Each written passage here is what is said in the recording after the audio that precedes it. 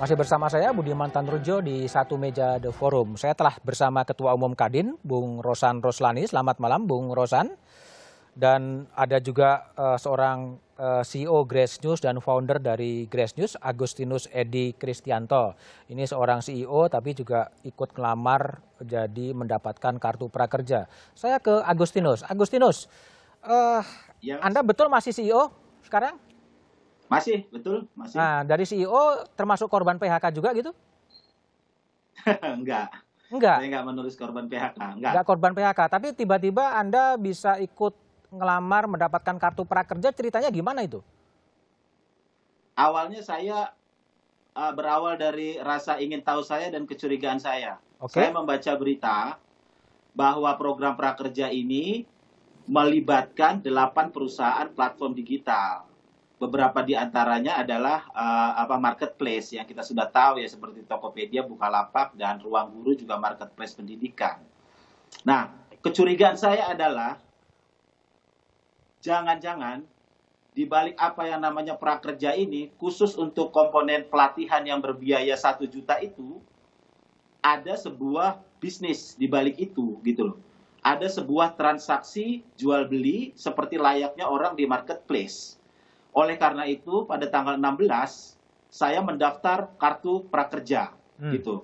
Saya mendaftar kartu prakerja, saya menunggu sampai tanggal 29 April baru saya di-approve.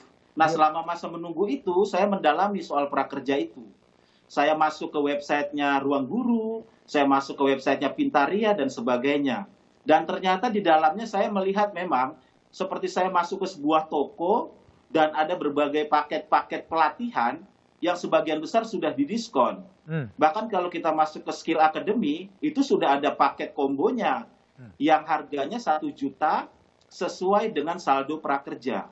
Saat itu, saat tanggal 16, saya coba melakukan transaksi di situ. Saya masuk, saya mencoba membeli, tapi saya belum bisa karena disuruh memasukkan nomor prakerja saya. Oh, jadi saya tahu. Saya dalami dan saya tulis di Facebook mulai dari tanggal 16 setiap hari sampai hari ini. Saya mau tahu apakah betul transaksi itu terjadi. Dan itu terbukti pada tanggal 29 ketika saya mendapatkan akun kartu prakerja saya membuktikan ke Skill Academy melakukan transaksi beli video pelatihan jurnalistik 220.000. Dan saya mendapatkan email konfirmasi bahwa pembayaran sukses. Pembayaran sukses kemana? Ke Skill Academy. Sebentar, Bung Agustinus, ada itu, pertanyaan juga. Ya? Ketika Anda mendaftar, Anda ini menempatkan dirinya sebagai korban PHK, sebagai CEO, sebagai founder dari Grace News, atau seperti apa? Saya menempatkan dirinya sebagai wira swasta. Sebagai wira swasta. Wira swasta, saya bukan korban PHK. Oke. Saya menulis data yang sebenarnya sesuai kondisi saya gitu. Dan akhirnya itu kan dikonfirmasi oleh manajemen pelaksana bahwa saya masuk dalam kelompok 20% masyarakat umum. Oke, jadi sebagai wira swasta, kemudian Anda mendaftar dan kemudian lolos gitu, dan sekarang udah dapat insentifnya juga gitu? Insentif tadi sore sejam lalu saya cek belum. Oh, belum? Karena saya sambungkan dengan OVO belum. Oke. Jadi semata-mata keinginan dari Agustinus adalah memang mau membuktikan bahwa ada proses transaksional di balik kursus-kursus itu gitu ya? Ada proses transaksional menggunakan uang negara, alokasi uang negara sebesar 5,6 triliun. Dan saya baca aturannya memang pembayaran itu dilakukan pemindah bukuan dari rekening virtual ke rekening langsung platform digital, rekening korporasi. Nah, konsep saya di situ, ada transaksi jual beli, ada uang negara di situ, 5,6 triliun alokasinya untuk membeli biaya pelatihan. Problemnya di situ, Mas Budiman. Oke, baik. Saya akan konfirmasi ke Bung Doni Gahral terlebih dahulu. Bung Doni, kalau pengalamannya Agustinus tadi sudah mengatakan mengatakan bahwa bukan korban PHK tapi wira swasta, tetapi kemudian juga diterima masuk dan bisa ikut pelatihan. Gimana pihak pemerintah merespon fakta seperti ini?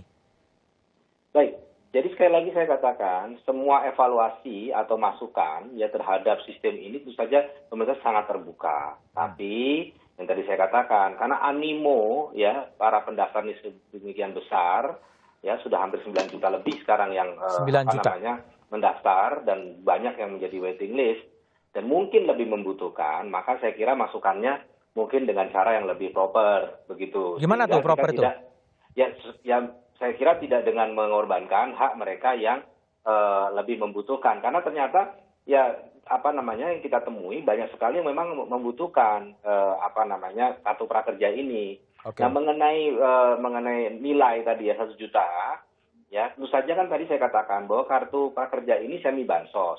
Berarti ada yang berupa cash, insentif pasca pelatihan dan insentif pasca survei, dan non cash. Non cash itu yang kemudian dibelanjakan ya ke pelatihan-pelatihan yang dipilih oleh para penerima manfaat atau para pemegang kartu prakerja begitu. Nah nilainya apakah terlalu tinggi, terlalu rendah, itu sangat relatif dan itu subjek untuk dievaluasi juga begitu. Jadi diakui, Bung Doni, jadi memang diakui dalam proses verifikasi dalam kasusnya Agustinus memang terbuka peluang ya orang memanfaatkan kartu prakerja, orang yang bukan korban PHK kemudian bisa ikut dalam pelatihan-pelatihan ini ya? Ya, makanya semua sistem tentu saja ada kekurangan dan saya kira ini menjadi bahan masukan untuk kemudian memperbaiki sistem ini supaya lebih ketat dalam verifikasi. Tapi saya pastikan bahwa verifikasi dilakukan, evaluasi akan dilakukan supaya betul-betul kartu prakerja ini manfaatnya diterima oleh mereka yang berhak begitu Mas Budiman. Jadi sekarang perbaikan sistem verifikasi sudah dikerjakan ya? Sudah dikerjakan. Oke. Baik, saya ke Bung Rosan Roslani. Ya, Bung Rosan, tadi ada masukan juga. Apakah memang pelatihan-pelatihan yang disediakan oleh 8 mitra ini sudah match dengan kebutuhan pengusaha yang ada sekarang gitu? Ya, memang Mas Budiman kalau kita lihat ini kan perubahan desain ya. Dari desain awal yang lebih menekankan kepada peningkatan kompetensi, meningkatkan produktivitas. Sekarang bergeser sebagian besar justru untuk ke bansos, jadi masuk ke dalam jaringan pengaman sosial.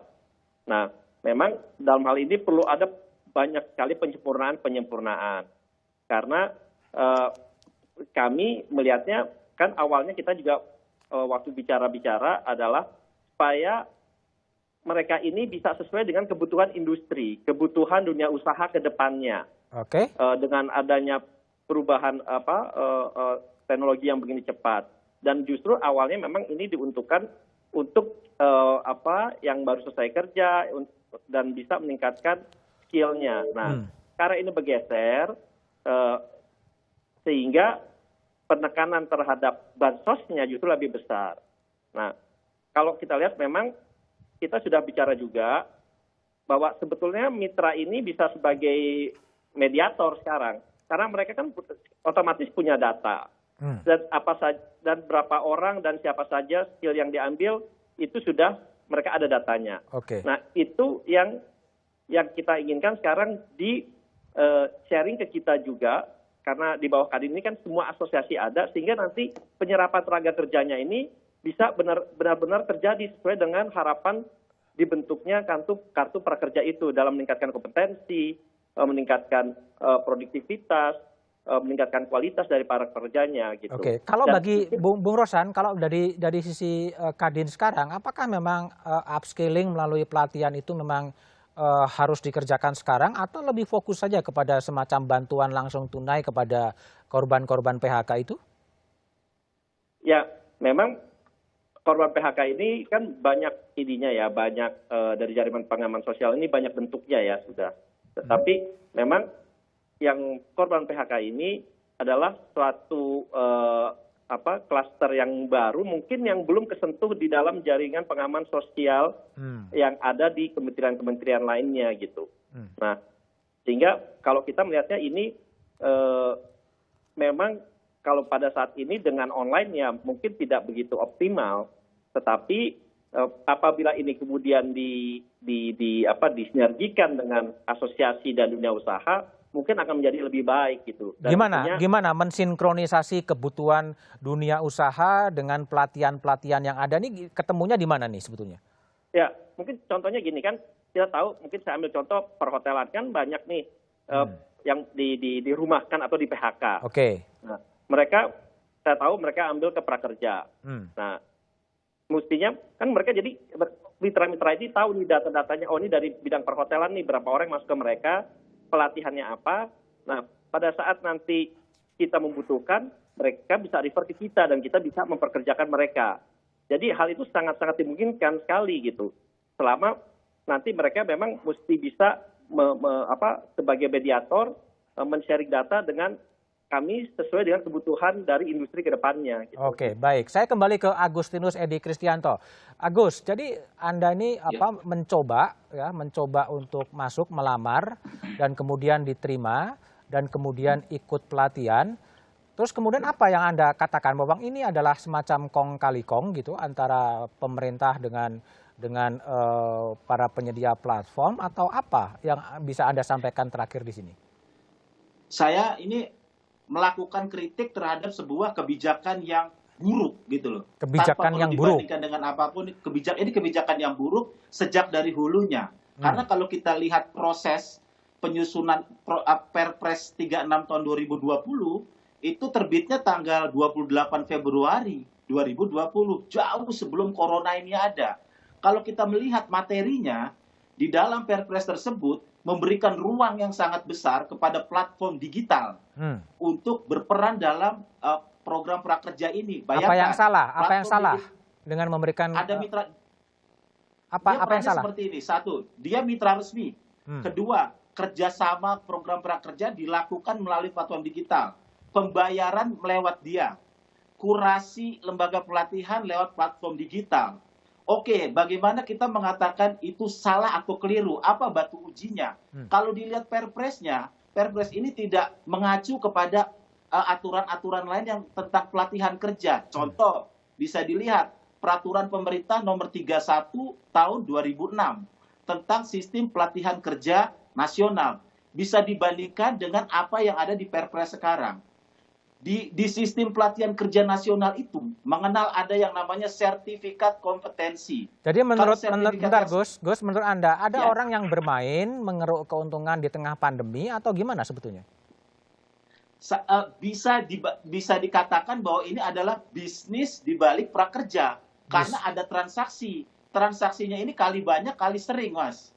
Bisnis di balik. Jadi saran Anda apa? Kritik Anda apa sekarang? Apakah kemudian program kartu prakerja yang sudah gelombang ketiga ini dimodifikasi ulang atau diubah atau seperti apa?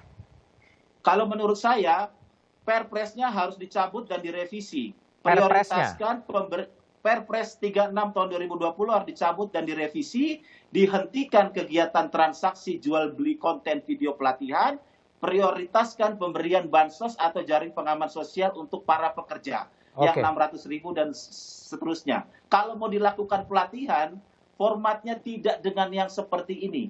Online maupun offline, lakukan dengan tanpa adanya transaksi jual beli, menggunakan uang negara, memanfaatkan tangan orang yang lagi susah. Gitu, Mas. Oke, baik. Terima kasih Agustinus Edi Kristianto, CEO Grace News dan founder yang juga melamar. Tapi benarkah ada pihak-pihak yang kemudian diuntungkan dan bermain dalam program Kartu Prakerja? Jawabannya setelah jeda berikutnya. Terima kasih Agustinus.